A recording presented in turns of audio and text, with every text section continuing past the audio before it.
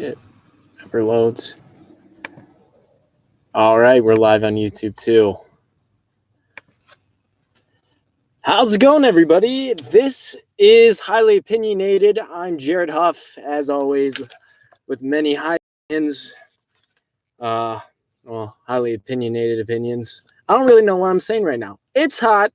I'm in my car because my apartment is really crammed and there's only like one room I can do the podcast in because me and my brother share a room at my mom's apartment. So I can't do it in there because he's in there. And then my mom's doing stuff in the kitchen and the hallway where there's a laundry machine and just dishes and everything. So I'm currently sitting in my Ford Fusion in a parking lot. And people are probably giving weird stares as my windows are open because I am dying in here. It's hot as hell. And I'm just talking to myself. I'm literally sitting in the middle of my back seat. My computer's like on top of my console. And it's like angled backwards, so like the angle's kind of weird because it doesn't exactly fit because how the seats are. So yeah, this is new. I'm going where podcasts have never gone before, or at least this one. So I said I was gonna do this at like 3 o'clock. It's a lot later than 3 o'clock because I was playing basketball and then I had to shower and then I had to prepare for the show, which I guess I could have done during the day, but I procrastinated. I'm a master procrastinator. So now it's 8 o'clock and we're doing it in my car. Very well prepared, as always, but never fear. Anyway, let's get into it. Day 2 free agency. A lot has been going on. Not as big as yesterday. Yesterday was crazy. I've never seen so many moves in my life. In fact, after I got off, I think I got off air around 7 o'clock. So many huge moves came in, and we're going to get into a few of them. So I'm just going to go down the list of everything that's happened since 7 o'clock last night and stuff that's happened today. Well, let's go. Let's start with trades. So the Jimmy Butler trade is official. It hit a snag with the Mavericks. They weren't really sure what they wanted. It was rumored Goran Dragic was going to be traded, but it turns out he's staying with Miami. So what ended up happening is Jimmy Butler is going to Miami after he turned down the 76ers max contract offer, which kind of surprised me a little bit at the same time. Not really, because Jimmy Butler wants to be the man. So him going to Miami, he's obviously the man. He's going to play for one of his best friend's former teams. So I'm sure Wade had a hand in convincing him to play there. By the way, I want to start by saying Joakim Noah, that's what I'm repping today. He's a free agent. I don't know if he's going to get picked up. I'm sure he'll play again, but we'll have to see. So then they have Josh Richardson, who broke out in Miami last year. He's going to Philadelphia. And then center Kelly Olynyk and Miami's prospect Derrick Jones Jr. are headed to Dallas. And I don't know if Dallas is sending anything anywhere. None of that was really made clear. Big news. It's a sign and trade, which, oh my God, there's been so many sign and trades. Also, I want to say one thing. If the connection's a little spotty, since I don't have internet for my computer, I'm literally doing personal hotspot off my iPhone. So yeah, we'll see how that works out. Anyway, the Wolves were part of a 3-team trade with the Brooklyn Nets and the Golden State Warriors to sign and trade for Kevin Durant. And that sign and trade sent D'Angelo Russell to the Golden State Warriors on like a 4-year, I think it was 104. I think it was a max, so like around 141. Don't quote me on that. I forget if I wrote it down. I don't think I did. Anyway, so in turn, the Nets, to clear more space to get DeAndre Jordan, Kyrie Irving, and Kevin Durant, they sent Shabazz Napier and Trayvon Graham to the Wolves, while D'Lo went to the Warriors. It is now also rumored that the Warriors didn't want Kevin Durant to leave for nothing, so they accepted the trade for D'Angelo Russell, although they do not intend on keeping him. They're hoping to make another trade. I imagine they'll send him somewhere and just get a bunch of assets in return to build up their bench, which is currently lacking. And as part of that trade, they had to renounce their rights to Jordan Bell, who in turn signed with the Timberwolves. They had to renounce their rights to Jordan Bell to clear cap space to bring in D'Angelo Russell. Jordan Bell was at the time a restricted free agent, but now he signed an offer sheet with the Timberwolves, and it looks like he's going to stay there. So to start off, going along with the Nets, they signed DeAndre Jordan to a 4-year deal. I think it was a 4-year, $40 million. So that's just $10 million a year. In turn, Kyrie Irving agreed to take less money so they could sign Jordan. And I was wondering how that. Well, for one, I think Jordan's worth more than $10 million a year, so he signed for less, and now Kyrie signed for less. So that makes sense because I'm like, okay, I think it's crazy they're getting KD and Kyrie. Where are they getting the money for DeAndre Jordan? Well, that's how they're doing it. All right. So for the Jazz, they picked up Ed Davis from the Portland Trailblazers, 2-year, $10 million. If you remember from the playoffs, Ed Davis was playing pretty well against the 76ers in the few games where the Nets were in it. They also sent Derek Favors, who's been their forward since 2010 after they acquired him in a trade from Brooklyn. They're sending Favors to the Pelicans. So that just improves the Pelicans. Now, Favors could start at center, or he could back up Zion Williamson at the power forward. I can't imagine him starting over Zion, but we'll have to see what the Pelicans do. The Golden State Warriors. Now, aside from the D'Lo sign and trade, they were busy yesterday. They traded their 2015 Finals MVP and 3-time NBA champion Andre Iguodala to the Memphis Grizzlies. I'm going to talk more about this later and my thoughts on it because there's just a lot that goes along with that trade. They also re-signed Kevon Looney to a 3-year, $15 million deal. I thought they had to do the move as they were lacking size. Size was a big problem in the finals as several of their bigs, including Kevon, were hurt at times during that series. So it's a necessary signing. The Milwaukee Bucks signed brother of Brooke Lopez, Robin Lopez, who was on the Chicago Bulls the last 3 seasons. There's not a lot of details on his deal. I assume it's going to be maybe anywhere from the 1 to 3 year range, probably close to a veteran's minimum. They also signed Wesley Matthews to a veteran minimum contract. They also re-signed George Hill, who they waived 2 days ago. George Hill was making $17 million last year, so understandable for the Bucks waiving him to clear cap space. They signed him to a 3-year, $29 million deal. The Nuggets extended Murray, their point guard, a 5-year, $170 million max deal. Now, Murray is worth it. I mean, you kind of had him to pay the max, but at the same time, I don't know if he's worth $170 million. But we're in the age where if you got a good player and you want to keep him, you sign him to a lot of money. Let's check the Facebook stream how we're doing on time real quick. I think it went live. All right.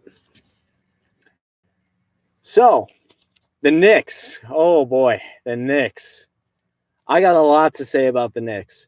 So, a report came out last night that James Dolan, owner of the Knicks and the front office, did not want to offer Kevin Durant a max deal because of the Achilles injury, which goes back on what they said earlier last week, saying that the injury did not affect how they wanted to pay for him. So they risked giving up the best player in basketball, arguably, and not signing him to a max. They were willing to offer him less than the max. Knicks, you screwed your fans. You screwed yourselves. You screwed your future. Kevin Durant is a generational talent. You risk everything to sign him. You don't take chances because there is another team in New York. It's a massive market. And Kevin Durant's friend, Kyrie Irving, was going to sign there. Knicks, you don't have anything to entice him. Kevin Durant was who was supposed to entice other players to go there. So by you whiffing on Kevin Durant and settling for Julius Randle, and now you're signing all these 2-year deals, which I will admit, at least all these 2-year contracts you're signing, they're team options. So that's smart, but at the same time, you signed 3 power forwards yesterday. You signed Bobby Portis, you signed Julius Randle, and you signed Taj Gibson. I don't understand what you're doing with that. So, along with that, the Bobby Portis deal was 2 years, $31 million. He also signed Wayne Ellington to a 2-year, $16 million deal, and Reggie Bullock, who was on the Lakers, to a 2-year, $21 million deal. Now, those are savvy veteran signings. You got some shooters now. But again, you're not going to go anywhere. You're going to be like fighting for a 10th seed in the East. And what do you do with that? So, Knicks fans, I actually feel sorry for you. I really do. You better hope RJ Barrett develops into a star. All right. So the Washington Wizards, they signed point guard Ish Smith to a 2-year, $12 million deal. It's a minor signing. They're without John Wall, who injured himself at home, rupturing his Achilles while already recovering from surgery done to his heel. Yeah. So this may in turn just have the Wizards start a rebuild. So Ish Smith is going to fill that void. They're also looking at Isaiah Thomas to bring in. I don't know if he'd start or be a backup. I really don't know what the Wizards have at the point guard right now because they just signed and traded Thomas Satoransky to the Chicago Bulls for 3 years and I believe is $31 million. Now, when I woke up to this, I wasn't crazy about it for the Bulls, especially since we gave up a second-round pick in 2020 and swap rights to a future second-round pick. I don't know what the Bulls have against second-round picks. They usually give them up. I was shocked we kept our second-round pick this year. But yeah, so now that I've thought about it, it's not a bad signing for the Bulls. I mean, it's a little more than what I would have signed him for if the Bulls really wanted him or if I really wanted him on the Bulls. But he's a 6'7" point guard. He's athletic. He's a good playmaker, and he could be fighting for that certain point guard spot with Kobe White as the Bulls are trying to move on from Chris Dunn. That's all for the Wizards. We move on to Sacramento, who has been pretty busy signing a lot of pieces to their bench. Corey Joseph is leaving the Pacers to sign a 3-year, $37 million contract with the Kings. And Rashawn Holmes is signing a 2-year, $10 million deal to leave the Suns. The Orlando Magic, and man, I am sweating in here. It's hot. I mean, it's like close to 8:30, but it is still hot out, and I'm sitting in a black car, so that doesn't help. All right, where was I? The Magic are re-signing Michael Carter-Williams to a 1-year veterans minimum deal. Good for you, Michael Carter-Williams. I didn't even think you'd be in the league last year, but somehow you managed to find your way onto a playoff roster, and you actually played pretty well in, was it game 1 or game 2 before getting knocked out with a broken nose? I can't exactly remember, but hey, hats off to you, Michael Carter-Williams, for keeping your NBA dream alive. The Mavericks have signed the brother of Steph Curry, Seth Curry, taking him away from the Blazers to a 4-year, $32 million deal. Congratulations, Seth. I always push for sons of NBA players because I love seeing the line of NBA, like the NBA family continue. So he's going to be with a team for the next 4 years. I believe Curry was on the Mavericks 2 seasons ago, but he was hurt, I believe, that entire season. So I don't even think he played a game for them. I could be wrong. Don't quote me on that. They also re-signed longtime point guard JJ Barea to a 1-year veterans minimum deal and Max Kleber to a 4-year, $35 million deal. I don't know much about Max Kleber, and that's probably why I'm not huge on the deal because he's going to be making close to like $9 million over the next 4 seasons. That's a lot of change. I don't know. I don't know too much about him, but the Mavericks are apparently big on him, so be that as it may. The Houston Rockets re-signed Austin Rivers to a 2-year veterans minimum deal. Personally, I think Austin Rivers could have commanded more than that from other teams, but it's clear he wants to win, so he's staying with the Rockets. I like the move. The Rockets also are eyeing Andre Iguodala. The Grizzlies will most likely buy him out, so they're one of the teams that are looking into sign or trade or are looking to sign him in the event of that. Aaron Braun, Ford does not suck. Ford does not suck. How's that Oldsmobile doing? I hear it rusting at night outside my apartment on the rare off chance that you are there. because I feel like you've lost your way to finding it. How's it going, Lindsay Ruff? Nice of you to join the stream. All right. On to the... Oh, I forgot another signing for the Knicks. They're going to sign Elfrid Payton to a 2-year, $60 million deal.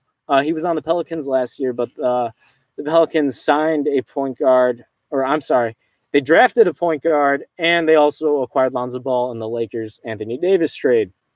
I'm not crazy on this signing. Elfrid Payton's a fine point guard, don't get me wrong, but they already have Emmanuel Mudiay, who played very well, who they should re-sign, and they already have Dennis Smith Jr. on the roster, which in my mind, like, him and Emmanuel Mudiay are going to be fighting for that point guard spot. Why throw another player in, like another guard in there?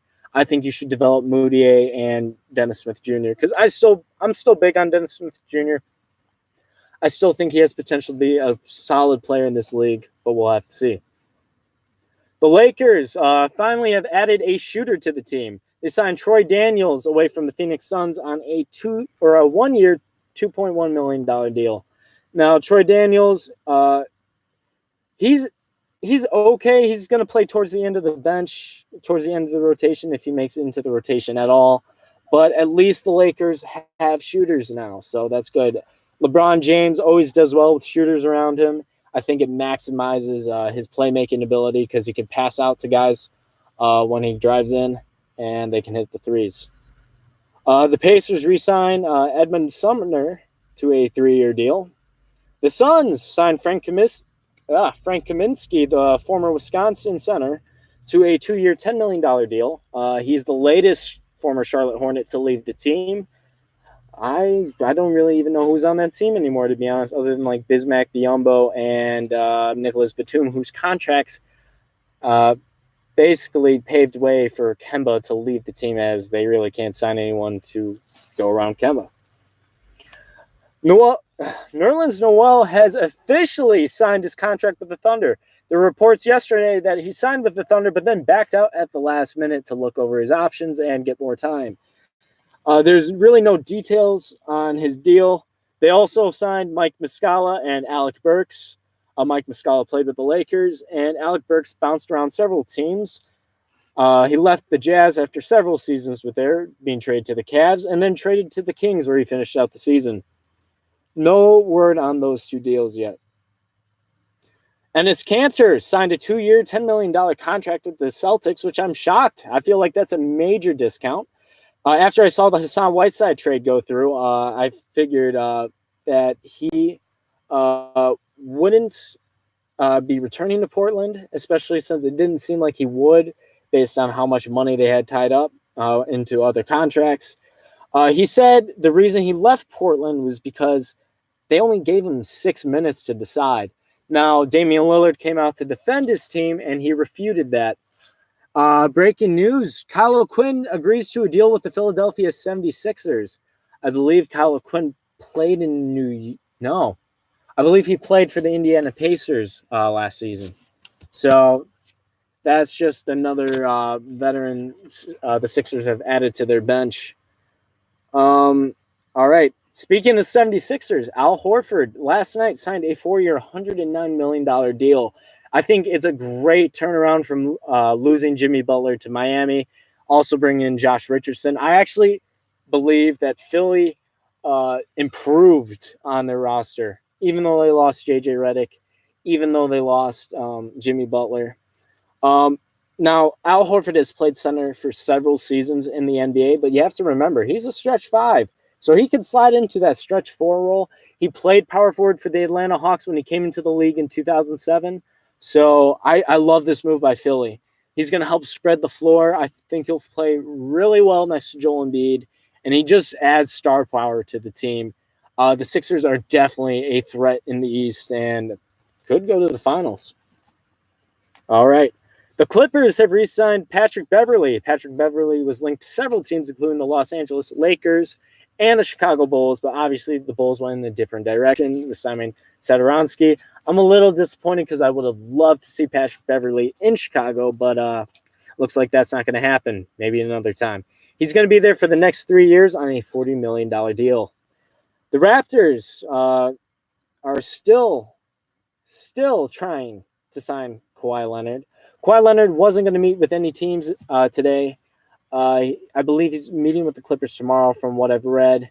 I believe he already had a meeting with the Lakers, although I am not exactly sure. I know he's talked to Magic Johnson. I'm sure he's talked to LeBron James. The Lakers are risking a lot in waiting for Kawhi Leonard, although I do feel like they are the front runner to sign him, and that scares me to death because the NBA finally has parity. There's finally parity in the league, and I don't want to go through another super team era in the West. I mean, the East, at least, like, yeah, there's a few teams now, and the East got better this offseason. So there's going to be more teams in the hunt. But, like, even then, the East teams really don't stack up that well to the West teams. And even more so if arguably the best player in the league and Kawhi Leonard joins arguably another best player in the league, LeBron James and Anthony Davis, an arguable top 5 player. Let's see how we're doing on time. Hey, how's it going, Jake Voss? It's been a while, my friend. Happy birthday. Enjoy yourself. I know you're turning 21. Have a drink for me, man. Good talking to you. We'll have to meet up sometime if you're back. I know you're in the Army, so I respect you for your sacrifice, my friend. All right, that is basically it for the deals today. Now I want to talk about what happened last night with Andre Iguodala being traded to the Warriors. So there is a lot behind that trade. It's not just a move to clear cap, even though it's partly that, but at the same time, it's because I feel like the relationship between Iguodala and the Warriors definitely dissolved over the past couple weeks. Iguodala has been going on a book tour. He wrote a book called The Sixth Man, I believe that's what the title is. And he's been going on several podcasts, several radio shows, TV shows, talking about the Warriors and stuff like that. And he was talking about last week, it was on like it wasn't an official sports podcast. It was like some podcast with like some music artists, I believe. I don't remember specifically the name of the podcast. But he was saying how the Warriors last season during the playoffs misdiagnosed his fracture. I believe it was in his knee or his leg. The Warriors called it a bone bruise, but he said it was a fracture. And so it put a lot of pressure on him from the teammates and from the fans and the media on when he was going to return. And he didn't like how the Warriors handled that. Now, this brings to light a lot of questions surrounding the Warriors. I mean, Kevin Durant was injured, and it didn't seem like he was going to return at all for a little while after he strained his calf.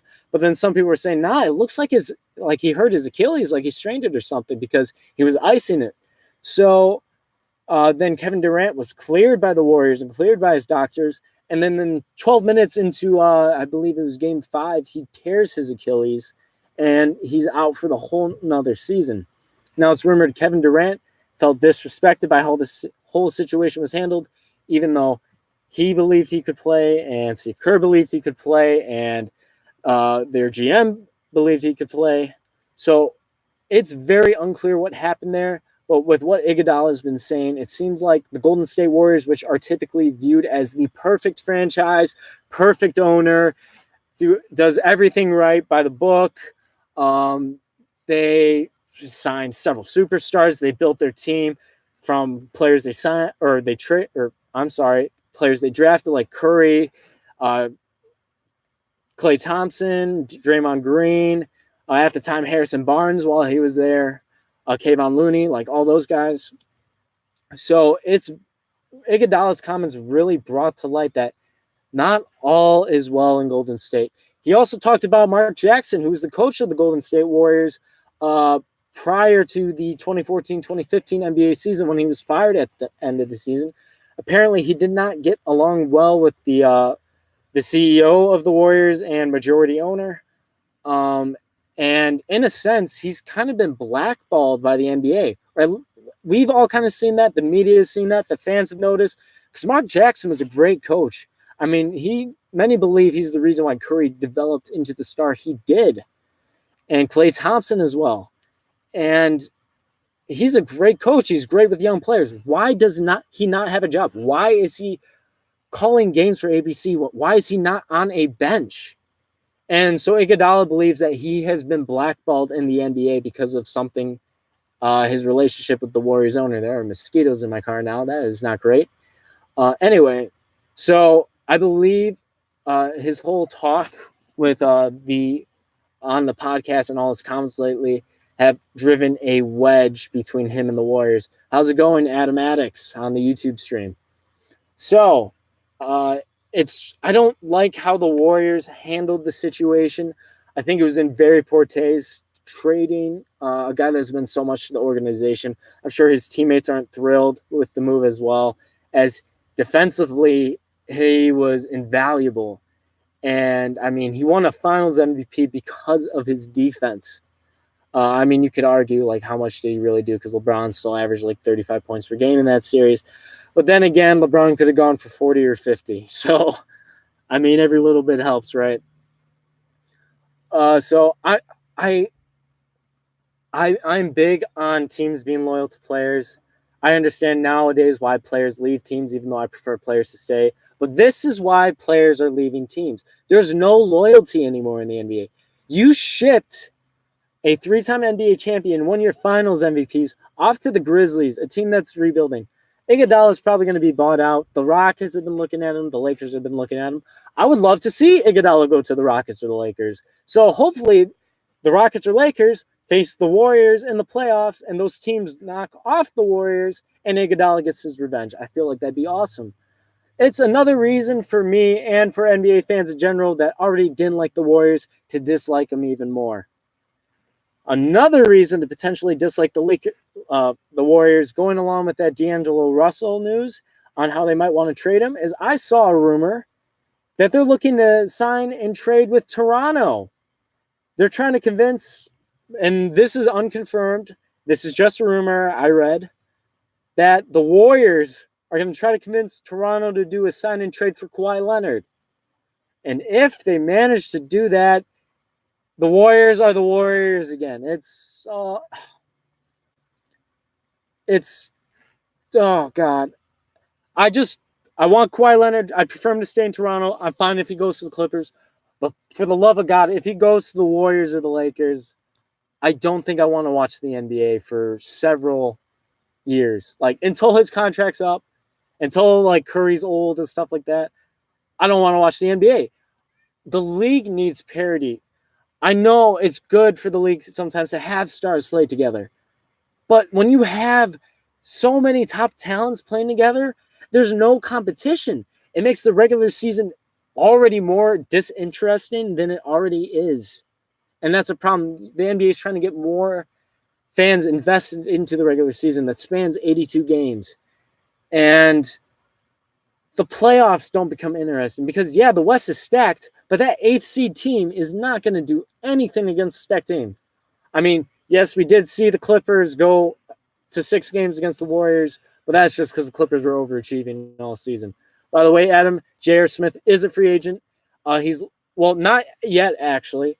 He will be bought out by the Cavaliers and waived, and he will most likely sign with the Lakers.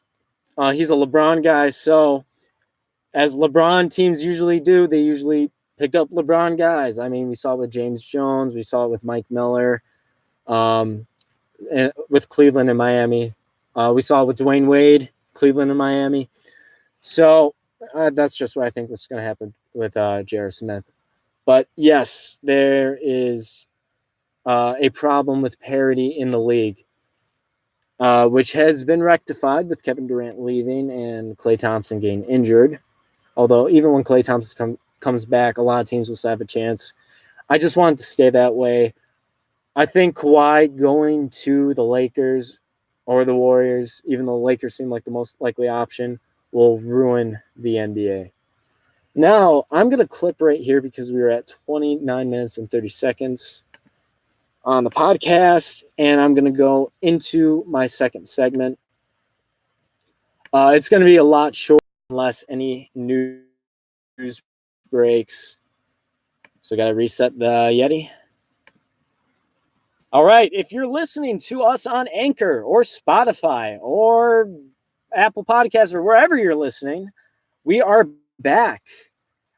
This is Highly Opinionated. My name's Jared Huff, and I was just talking about Kawhi Leonard possibly going to the Los Angeles Lakers or the Golden State Warriors via a sign and trade, which would send D'Angelo Russell to Toronto. Now, it is very important that Kawhi Leonard does not go to the Lakers, and I've been having a lot of growing concerns from everything I've read that is likely what's going to happen to Kawhi Leonard. The Lakers, just like to their credit, they have fucked up so much over the last couple seasons with how they've handled trades, how they've handled with the draft. And then they managed to sign LeBron. Then they traded for AD within the last 2 seasons. And now they have a very legitimate chance at signing Kawhi Leonard. And it sucks. They don't deserve it. Like, I'm sort of a Lakers fan. I was a big fan of Kobe Bryant. Love Kyle Kuzma. It's kind of hard for me to root for the Lakers, though, because I'm not a LeBron fan on the court. Love him as a social activist. Don't get me wrong. I think he's a great role model for young black men and black kids. And just, I think, a great role model in general for anyone, regardless of race. And just all his charity and everything he does and where he's come from. Like, I think it's a great story. But because he was an enemy of the Bulls and stuff like that, it's hard for me to root for him, especially when he's gone to one of my favorite franchises. So it would suck to see Kawhi Leonard play with the Lakers, especially since he won a Finals MVP playing against LeBron, and that Kawhi Leonard's such a low-key guy, and he's not there for the big flashy moves, and he's kind of silent, doesn't like the whole media circus, which that's what Los Angeles is, especially in the case of the Lakers, especially any team that has LeBron. So it's like a double whammy. You're playing with LeBron, add AD to that, add the fact that you're in the Los Angeles market. That's like the total opposite of what Kawhi Leonard would want, in my opinion. So yeah, I really hope that doesn't happen. I'm praying for it. I like the Lakers. I hope they get back to like some level of success because it's good for the NBA when the Lakers are doing good. They're the second most valuable franchise in the NBA for a reason. They have a big brand. They've won 16 NBA titles. So I believe it's really important when the Lakers are doing well. But they have LeBron. They have Anthony Davis. They'll be fine regardless. The Lakers should focus on building the bench. That's what they should do. Because, I mean, yes, of course, go out and try to sign Kawhi Leonard. He's one of the best players in the game. But at the same time, Kawhi Leonard is going to want to take 20 games off. And LeBron is going to be 35 next season, and he just had his first major injury. It could be a sign of things to come. Anthony Davis hasn't always been healthy. So there could be a time, which we did see with the Lakers, where Brandon Ingram and Lonzo Ball and LeBron James were all out, and a few other players. And the Lakers just sunk from the 4th seed. I believe they're the 3rd or 4th seed all the way to like the 9th seed. And I believe they ended up finishing in the 10th seed behind the Sacramento Kings, who had a hell of a season considering the conference they're in and just where they are in their rebuild. So it's really risky having such a top-heavy roster. We saw how that worked out with the Warriors when they lost Clay. They lost Kevon Looney. Damian Jones was hurt. Kevin Durant was out for most of the series. And the Raptors took advantage of that, and they gutted out a NBA Finals win in 6 games. So having a top-heavy roster is not ideal. And the Lakers are losing time as several of those veterans that they should have signed have already been signed. Like Derrick Rose has been signed, JJ Redick. Several players are off the board, and their only signing so far has been Troy Daniels, who he's a decent player, but he's not a consistent rotation player. So there really hasn't been any other news regarding free agency other than the Kyle Quinn signing with the Sixers. I will be doing another podcast tomorrow and on Wednesday. I can't guarantee Thursday or Friday. I am going to the lake in Wisconsin that I go to like all the time during the summer next weekend. So it's going to be tough for me to come out and just do a podcast out there just because I don't even have cell reception, let alone like a great Wi-Fi signal. So I will try. potentially, but I'm not going to make any promises. So as you can tell, I'm losing daylight. I'm sweating like a pig because I'm in my car in the middle of summer. It's still like 80 degrees out, and I have all my windows down, and breeze is not coming through well. Also, I got like a Chevy Silverado that's blocking the breeze, and they're like a few inches from my door because the guy parks like an asshole. And also, I'm getting a lot of weird looks. Like a few people have walked by, and they're looking at me like, "Why is this dude sitting with headphones and a laptop in front of him?" And oh, hi, car, and talking to himself. So yeah, I kind of look weird. So, all right, this has been highly opinionated. Thank you for watching and listening. This has been day 2 of NBA free agency, my favorite time of the year. I can't wait to talk more about it. There's still a lot of big pieces to fall. I will update my NBA 2019-20 title odds for what teams I think are going to be in the top 10 based on the moves that have been made in free agency. I still, assuming Kawhi Leonard returns to Toronto, I still have Toronto as the favorites. All right. Thanks for watching. Have a great day, week, month, year, whatever you feel like having. See you guys later. And we're going to cut the stream on Facebook first. All right. That's over. And then we're going to stop the recording on Anchor. And then we're going to stop the stream on YouTube. Thank you, J Cobra Gaming followers.